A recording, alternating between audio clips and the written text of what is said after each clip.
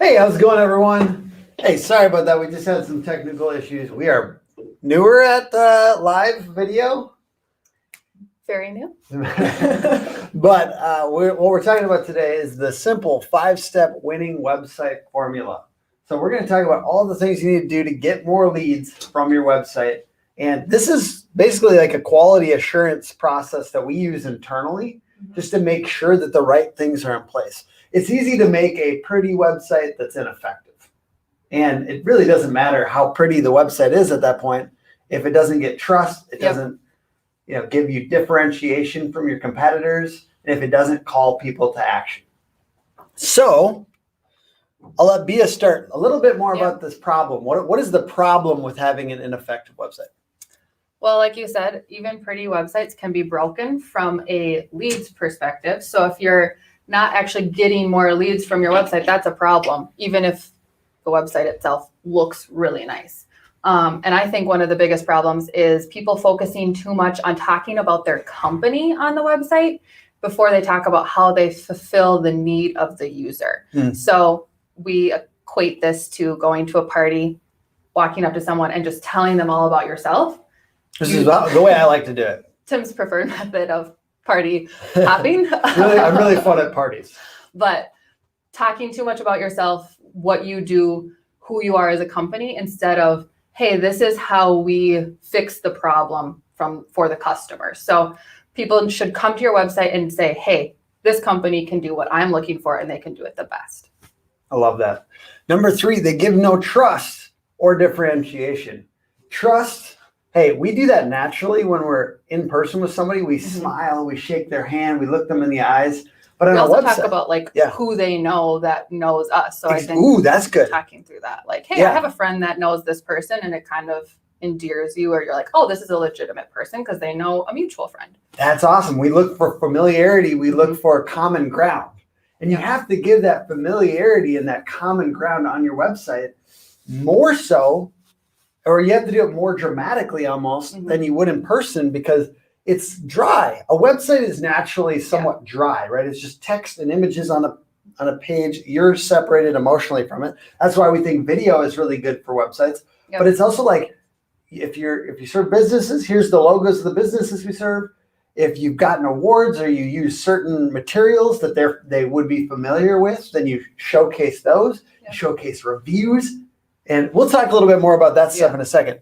But lastly, just this idea of like, if you're spending money getting people to this website, some people are spending thousands and hundreds of thousands of dollars getting people to their website. Do you think they'd make sure that website converts at a high enough rate? We want people to become customers at a high enough rate from coming on that website. So don't waste money. Let's talk about what you can do. The winning website formula. The first thing, strong visual call to actions. And I'll start with this one. We're talking about calling, getting a free quote. These are types of things. This is from our client on North Face Construction's website. Everywhere on this website, there's a next step. And some people, I've talked to a salesperson from a different marketing agency, and they said, we don't like to hit people over the head with call to actions. We feel like it feels a little salesy and smarmy and all that, right? Dude, what is the point of this website? I want to know what the point of a website is when I land on a website. I'm not here to. Well, you don't want. Shouldn't be like making them go on a hunt to find the contact form or to take the next step. Like, this shouldn't be a challenge for people. It should be easy to take the appropriate step. And if they don't want to get a free quote or call you, I very strongly guess that people aren't just browsing these websites for fun. So. Yeah, and I mean, like, a lot of our clients are contractors, so it's a little bit more transactional of a thing. So I know some people on LinkedIn right now watch this. Certainly there's softer touch industries. We serve a lot of contractors. And you want to be really forward with this because, people aren't sitting on there like, I really want to get to know this company for like 2 weeks before I submit a contact form. Some companies they do, but not for all. And maybe if you're like recruiters or something, right? Anyways, could be phone call, could be get a quote. A lot of times we have a form up top right when you land on a page. That's really important, especially if you're funneling money to this page, that there's a clear call to action. A lot of times the end of every interior page on the website should have a call to action. We even put call to actions halfway down blog posts. You can do that dynamically. So after 7 paragraphs, we have a call to action that's based on the category. So there's a lot of ways to do this, right? From simple to advanced is really an important thing, though. All right, I'll let you do number 2 here. Yeah. So we talked a little bit about this, like when you go to a party and you have a mutual friend in common, usually you trust that person more. So testimonials and reviews on your website is so important. And not just, hey, someone said this about us once, we're going to put it on the website, but coming actually from Facebook, Google, a third-party platform is going to be so much more compelling and trustworthy if they can see like, hey, here's the picture of that person that said that. This is the review. And if I go to Facebook, I'm going to see that review. It's not just pulled out of thin air.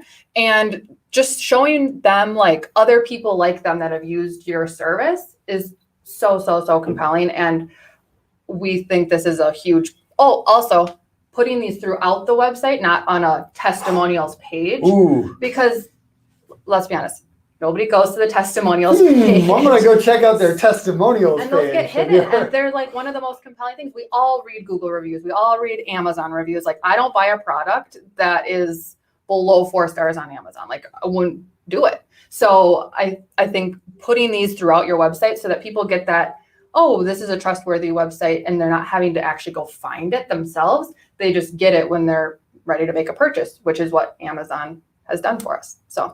Yeah, so I think of it as like, how do you make these components all over the website? Every page, right around like the top of the page, wherever there's a call to action, there should be trust factors nearby. This is just one clear example, but hey, like we mentioned, the companies you work for, the different places you've been reviewed on the internet. So for contractors, that could be, dare I say it, Home Advisor, dare I say it, House, It's just Angie's the third List, party. anything, the third party credibility. Yep. Exactly. So. And the pictures of people in your company is a factor too. Like, I'm sorry, when I'm browsing the internet right now, every single company website that I look at is suspect. And this isn't just because I'm a website designer. I just don't trust people. As a user, I don't trust people on the internet. You need to show that you're real. Hey, where are you? The address is a trust factor. The phone number is a trust factor. Everything's a trust factor. Yeah. And you need to bring it out that you're a real company, that you're legitimate, that you have good reviews, that you're well perceived in your industry. And we've also had this, like, we've had clients when we talk through this piece on their website say like, well, yeah, anybody can say anything. Like people just make those up, like come back and say they don't want those on their site, but having them from that third party is such an important piece of it, because you're right. Anybody could just put something like that on their website, but if they could go to that platform and find that review, that's trust. Exactly. All right. Emotionally persuasive headlines and images. This kind of goes back to that, like what you were mentioning, the focus on the customer and their problem and their need versus focus on the company. In a way, it kind of relieves pressure, because I think a lot of people don't like making their website, like, let's say you're humble and you don't like making your website because it's like we're talking ourselves up. Well, you don't have to talk yourself up. You can say, you as a smart homeowner, choose a roofer, a 5-star roofer, in your area that's a professional and is licensed and insured, right? That's a headline that's more focused on the homeowner. It's not focused on your company. It's like you're smart for choosing a licensed and insured contractor. So this is just an example of an image where we're focused on the homeowner so it's both the headlines and the images, and kind of consistently putting this throughout the website on every selling page.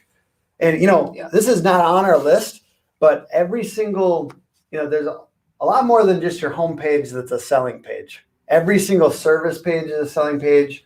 Your niche landing pages are a selling page. Excuse me. I was just going to say, this helps also with so this is a mother and daughter in their house. I don't know if you can see it super well, but it's like raining outside. They feel safe. And I think that having pictures of people enjoying the benefit leads you so much further away from the cheesy aspect, because we've all seen the cheesy roofer like on the roof, like, and it's so cheesy and people hate that. And that's why everyone hates stock photos, because they think that the only stock photo they can use is somebody doing the service that they provide. But taking the emotional benefit of like, these people feel safe in their home during a storm makes this so this doesn't look like a cheesy stock photo. Yeah.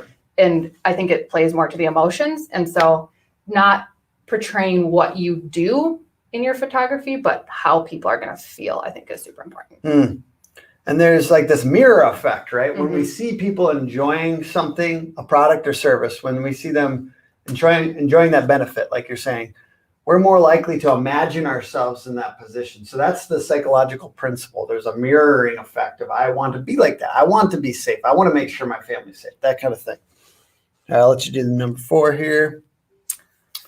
All right, so an emphasis on search engine optimization throughout the process. So we like to do frequently asked questions and making that really user-friendly. So, and part of this is us saying, in the design process, you should be thinking about SEO.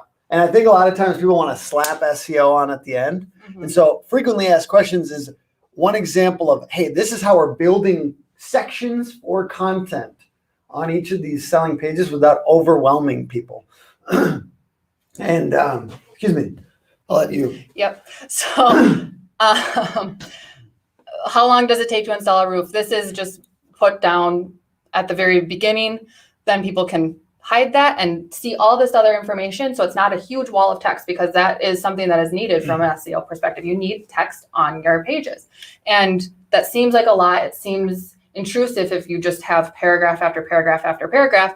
But if you use these types of principles in the design process, it's actually thoughtful and it's more useful for the reader. These are important questions. They should be able to get this information. But if they come to this and it's just a wall of text, I'm going to leave because I don't want to do all that work. So a lot of times when we say like 500 to 700 words on every sales page on your website, a lot of people are like, oh man, I mean, they make ugly websites if we're not helping them, right? Because they accidentally just slap them with text. So this is a one way around that. But ultimately, the whole idea is we need buckets of content on this website in ways like we need to build in more content.